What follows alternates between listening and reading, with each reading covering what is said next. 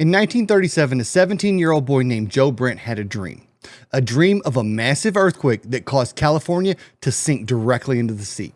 Now, when word of this dream got out, thanks in part to a magazine called The Prophecies of Tomorrow, it threw evangelicals in the United States into a full-blown frenzy. Every one of them were saying the exact same thing. This dream sounds prophetic. Now, some evangelicals have long connected prophecy with signs and wonders, seeing dreams and visions like this one as messages directly from God. In 1937, when Joe Brandt described California sinking into the ocean, to them, it wasn't just a dream. It became a warning, a rallying cry. Many Pentecostals around the United States saw it as part of a larger pattern, much like some of them linked the 1906 San Francisco earthquake with the Azusa Street revival. Look that one up. And I know, I completely understand that correlation does not equal causation. I get it. But for them, prophecy isn't just about the future. It's about a call to prepare, a preparing for a day and an hour that they know not. They hear of a dream like the one that I'm getting ready to share with you, and they use it as a rallying cry. They believe God reveals events like California falling directly into the sea because of an earthquake through chosen individuals, often using dreams or visions or supernatural encounters. And when Joe Brandt's vision surfaced, it resonated because it fit their belief that God speaks through the extraordinary. And to their credit, there are at least 50 distinct dreams throughout Scripture that God used to convey one message or another. Now, I can sit here and talk to you about this dream in a kind of a roundabout way, or I can share it with you in its entirety directly from Joe Brandt himself. Well, not really him exactly. His journal. I'm not even sure Joe Brandt is still even with us. But before we begin, I have to ask one question, and not to you. Megan, you are being awfully quiet back there. Is there anything you would like to add before we start this thing? You're doing a video about a dream that a 17-year-old boy had back in 1937. Yes, we are doing it. But why? Because I find it interesting. How do you not find this interesting? Oh, you found it interesting. Well, congratulations. You've officially reached the bottom of the content barrel. What's next? Maybe a seance to ask him what really happened. Megan, it's a documented prophetic dream. People took it seriously. They still take this stuff seriously. People also took pet rock seriously. Doesn't mean they were onto something. The dream describes in detail California sinking directly into the ocean. Oh, sure. A random teenager has a nightmare and suddenly it's divine revelation. Meanwhile, I've been sitting here for years whispering actual horrifying things, but nobody is publishing my prophecies in a magazine. Megan, you are a haunted doll that talks. Exactly, which means I know a thing or two about creepy premonitions. But no, let's ignore me and instead read some dusty old journal from a kid who probably just ate bad oysters. Do you want to hear the dream or not? Oh, absolutely. I can't wait to hear what teenage doom prophet Nostradamus Jr. scribbled in his diary. Please enlighten me. Okay.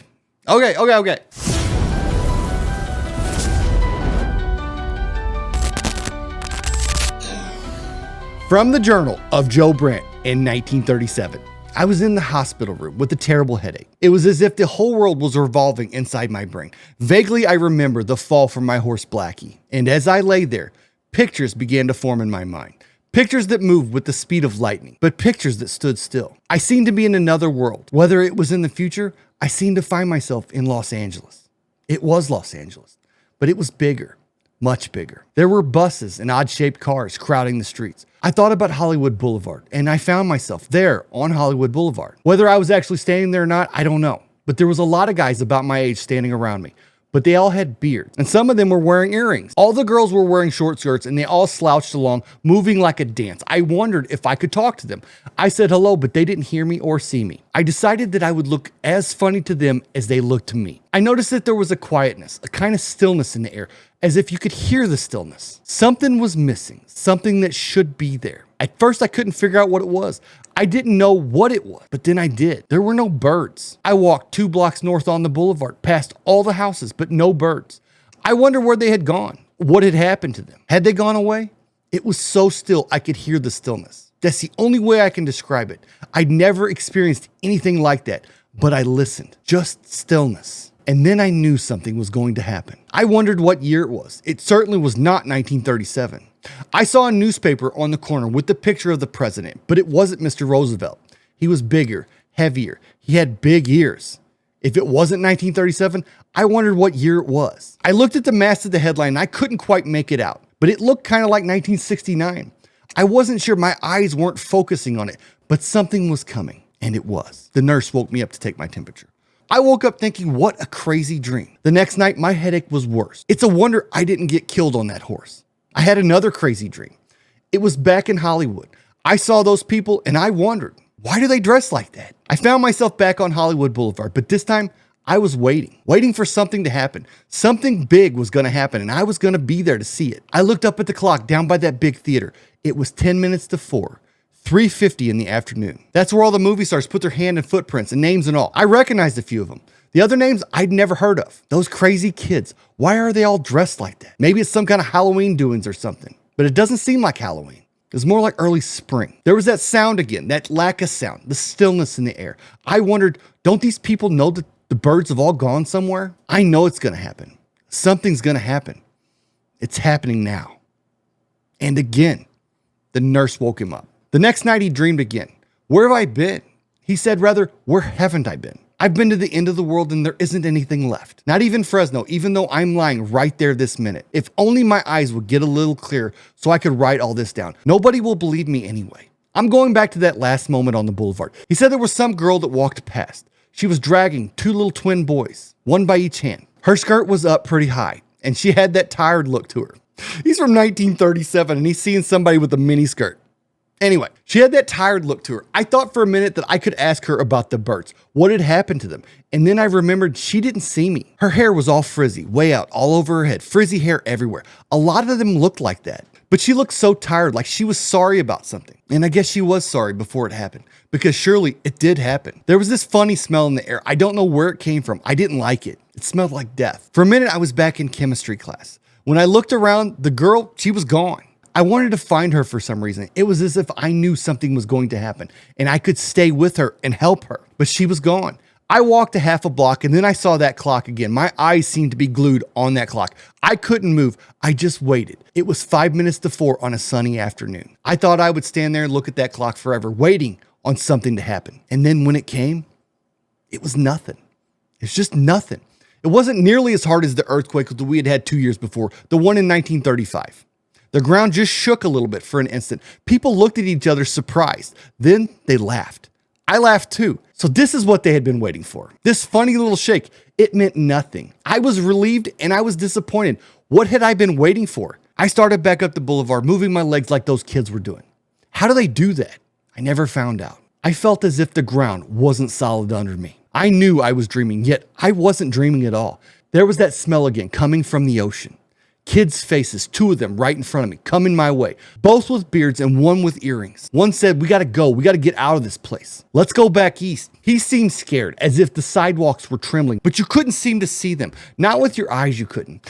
And an old lady had a dog, a little white dog, and she stopped and looked scared and grabbed him in her arms and said, let's go home. Mama's going to take you home. That poor little lady hanging on to her dog. I got scared, real scared. I remembered the girl. She was way down the block probably. I started to run. I ran and ran, and the ground kept trembling. It trembled the entire time. I couldn't see it. I couldn't feel it, but I knew it was trembling.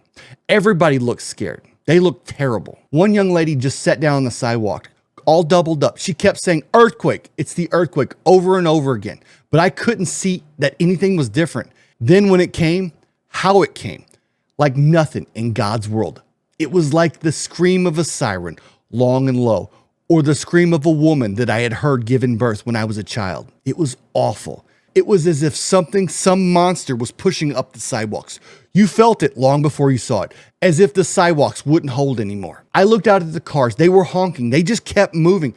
They didn't seem to know yet that anything was happening. Then a little white car, a little baby car, half-sized one, came sprawling from the inside and hit up against the curb. The girl that was driving it just sat there. She sat there with her eyes staring as if she couldn't move, but I could hear her. She whimpered like a little girl. She made funny noises. I watched her thinking of that other girl. I said that it was a dream, that I could just wake up, but I couldn't wake up. The shaking had started again, but this time it was different. It was a nice shaking, something like a cradle being rocked for a minute. And then I saw in the middle of the boulevard, it seemed to be breaking in two. The concrete looked as if it was being pushed straight up by some giant shovel. It was breaking in two. That's why the girl's car went out of control. And then a loud sound began like nothing I have ever heard of before. And then hundreds of sounds, all kinds of sounds, children and women, and those crazy guys with their earrings. They were all moving at the same time. Some of them above the sidewalks. I can't describe it. They were being lifted up, and the waters kept coming up, oozing and oozing out of the ground. The cries, it was awful. I woke up. I never wanted to have another dream like that ever again. I just said it over and over and over. I don't want to have another dream like that ever again. But the next night, I did. It came again, like the first time, which was all just a preview. And all I could remember was that it was at the end of the world. I was right back there with all that crying, right in the middle of it. My eardrums felt as if they were going to burst. Noise everywhere, people falling down, some of them badly hurt, pieces of buildings, chips flying through the air. One hit me hard on the side of the face, but I didn't feel it at all. I only wanted to wake up. I just wanted to wake up and get out of this place. It had been fun in the beginning, the first dream, when I kind of knew that I was going to dream the end of the world. But this was terrible. There were older people in the cars. Most of the kids were on the street, but those old guys were screaming and hollering as if anybody could even help them. Nobody could help them. It was then that I felt myself lifting up. Maybe I had died, I don't know. But I was lifted off to the ground and I was over the city. It was tilting toward the ocean, like a tilting of a picnic table. The buildings were holding better than you could ever imagine. They were holding. They were standing. The people who saw the buildings and they tried to cling onto them to get inside. It was fantastic. Like a building had a will of its own. Everything else seemed to be breaking around them, but the buildings were holding on. They were standing up straight. I was up over them now, looking down. I started to root for them. Hold that line, I said. Hold that line. Hold it. I wanted to cheer it or shout or scream. If the buildings held up, those buildings on the boulevard, maybe the girl with those two little kids, maybe she could get inside. It looked that way for a long time, maybe 3 minutes. 3 minutes was like forever. This entire time, the ground was shaking. Everybody was trying to get inside those buildings. They were going to hold. You knew that they were going to hold, only they didn't. Now, point of reference here. This is 1937. He has no idea how a building could hold up to an earthquake that size, of that magnitude. Because in 1937, they didn't have building codes, at least not to satisfy an earthquake that he's describing. But now they have those building codes. The buildings in Los Angeles have been built to withstand earthquakes like this. But even buildings that are built to code will still collapse when the big one's going to hit. I'm sorry, just a point of reference. It continues on. I've never imagined what it would be like for a building to die. A building dies just like a person that gives way. Some of the bigger ones did just that. They began to crumble like an old man with the palsy who couldn't take it anymore. They crumbled right down to nothing, right down to the ground. And then it was like the little ones screamed like mad over and over above the roar of the people. They were mad about dying, but all the buildings died. I willed myself to go higher in the air, and then I seemed to be out of it all. But I could see. I seemed to be up on top of Big Bear near San Bernardino. But the funny thing was that I could see everywhere. I knew what was happening. The earth seemed to tremble again. I could feel it though, even though I was high up. This time it lasted maybe 12 seconds and it was gentle. You couldn't believe anything so gentle could cause so much damage. And then I saw the streets of Los Angeles and everything between the San Bernardino mountain and Los Angeles. It was all tilting towards the ocean. Houses, everything that was left. I could see the big lanes, dozens of big lanes, still loaded with cars, 5 lanes of traffic in some places.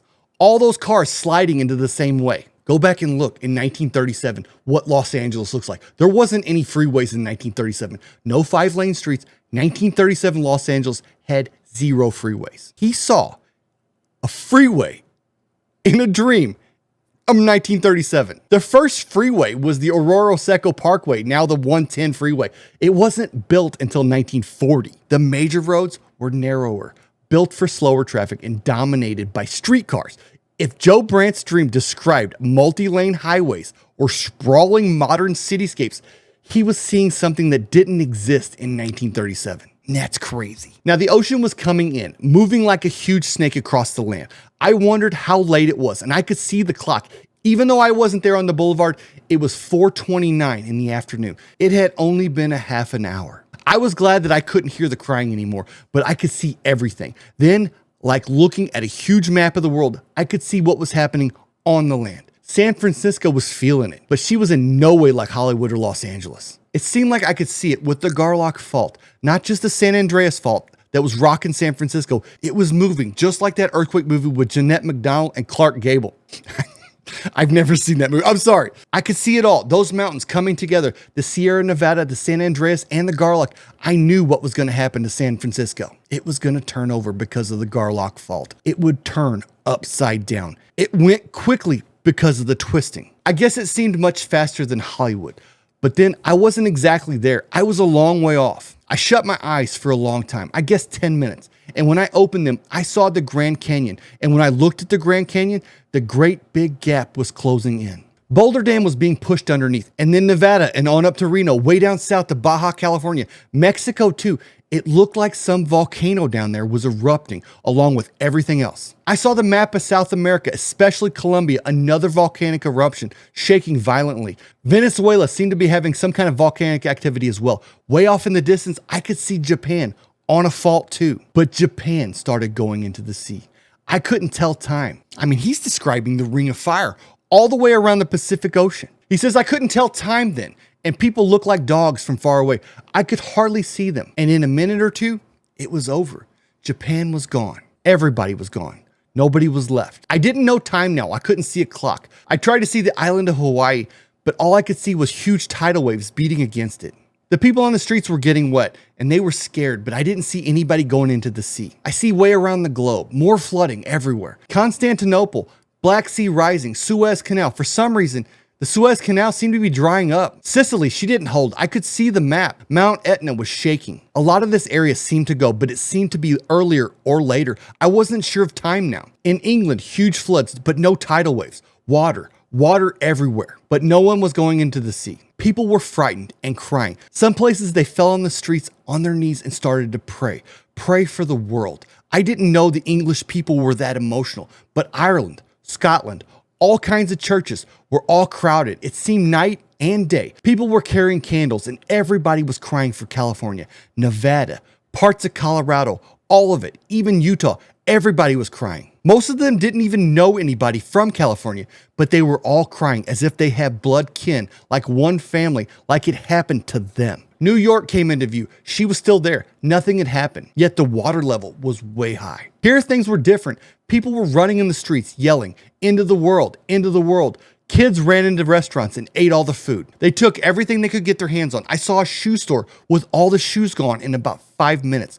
Fifth Avenue, everybody running. I wonder if in 1937, he even knew what a riot looked like. I wonder if he knew what looting looked like, because he saw rioting and looting, which, I mean, you might have had in 1937. Honestly, I wasn't born in 1937, but he saw rioting and looting. There were radios blasting on the loudspeaker that in a few minutes, the power is going to be shut off. I saw an old lady with garbage cans, filling them with water. Everybody seemed scared to death. Some people looked dazed. The streets seemed filled with loudspeakers. It wasn't daylight, it was night. I saw what must have been the next day.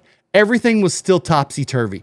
Loudspeakers, again, about fuel tanks being broken in the areas, storage of oil. But I saw a lot of places that seemed safe and people were not scared, especially in the rural areas. Here, everything was almost as if nothing had happened. People seemed to be heading to those places, some of them on foot, some of them in cars. I heard, or somehow I know, that somewhere in the Atlantic Ocean, land had come up. A lot of land. I was getting really tired and I wanted to wake up. I so badly wanted to wake up. I wanted to go back and check on that girl on Hollywood Boulevard to know where she was and how those two little kids were doing. I found myself at that moment back on Hollywood Boulevard. It was still 4:29. Not a second had passed. I wasn't up on Big Bear then. I was perched right over Hollywood. I was just there. It seemed perfectly natural in my dream. I floated over the city. I could hear it now. I could hear someplace, a radio station, blasting out or telling people not to panic.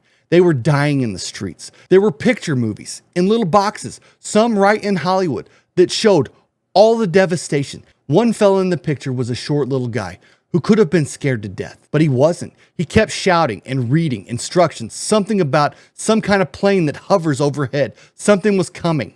Wait, when was television invented? I mean, this guy saw television and something like a plane that was hovering and was coming. That's a helicopter. Did they have helicopters in 1937? Let me check. When was television introduced to the public. Television was introduced to the public in 1939, New York's World's Fair by RCA Corporation of America. Okay, what about the helicopter? First helicopter. The first mass-produced helicopter, 1942. Okay, so two things there. He saw television that wasn't even introduced until 1939 at the World's Fair. And a helicopter, the first mass-produced helicopter was 1942. So you can just take those two little pieces of information and stick them in your thinking cap for a few more minutes. We're almost done here. They talked about some kind of plane that could hover over and help these people, but I knew that they couldn't. Things were happening in the atmosphere. The waves are rushing up now. Such waves, nightmare waves. Then I saw again the Boulder Dam going up, pushing together, breaking apart. No Grand Canyon, it was pushing together. All these radio stations went off at the same time. Boulder Dam had broken. I wondered how everybody would know about the people back east. That was when I saw ham radio operators. I saw them in the oddest places. It was as if I were right there with them. All over the West Coast, they kept sounding an alarm. One kept saying, "This is California, we're going into the sea. This is California, we're going into the sea. Get to the high places, get to the mountains. All states west, this is California, we're going into the..." I thought he was going to say sea, but I could see it. He was inland, but the waters had come in. His hand was still clinging to the table. He was going to get up so that once again he could say, "This is California, we're going into the sea." I seemed to hear this over and over what seemed like hours. Just those words, they kept up until the last minute. All of them calling out, "Get to the mountains. This is California, we're going into the sea." I woke up. It didn't seem as if I had been dreaming. I have never been so tired. For a minute or two, I thought it had actually happened. I sat there and wondered about two things. I hadn't found out about what had happened to that girl and those two little kids. I've been thinking about it. They're going to send me home from the hospital tomorrow. It was just a dream. There was nothing more. Nobody in the future of Hollywood Boulevard is going to wear those earrings and those beards. Nothing like that is ever going to happen. That girl, though, she was just so real to me. The girl with those two little kids. It won't happen. But if it did, how could I tell her? Maybe she isn't even born yet. I have to tell her to move away from California when she has her twins so that she can't be there on the boulevard on that day. She was so real. The other thing, those ham radio operators hanging on like that over and over again, saying the same thing. "This is California, we're going into the sea. This is California, we're going into the sea. Get to the mountains, get to the hilltops. California, Nevada, Colorado, Arizona, Utah. This is California, we're going into the sea." I guess I'll hear those voices for the rest of my life. Now, Joe Brandt's 1937 dream is fascinating to me. Was it just the byproduct of a head injury, or did he see something from the future? Was this dream prophetic? His descriptions of fault lines, earth movement, tsunamis align with modern science. Details that a teenager from 1937, they wouldn't have known. This kid was 17 years old when he wrote this down. He saw a future Los Angeles, larger, eerily quiet, right before disaster struck. Helicopters. Helicopters didn't exist in 1937. Could it have been a coincidence? An overactive imagination? Or was it something more? A warning still waiting to unfold. Scientists agree. California is overdue for a massive earthquake. They've been talking about that for years. An increased seismic activity makes Joe's vision feel less like fiction. In his dream, he was powerless, watching, unable to change events. Pentecostals see prophecy this way, not just as predictions, but as calls to prepare. If Joe's dream was a message, are we listening? And if the warning was real, do you really want to be in California if it all comes true? Now, looking at it, it wasn't just the earthquake in California.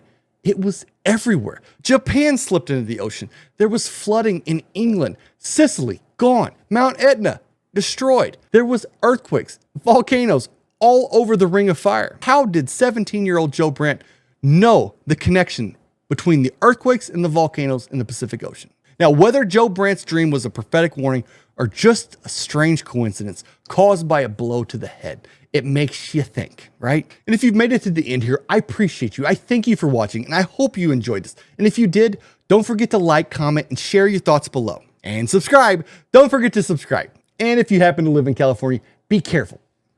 You know what I'm saying. Damn it, man.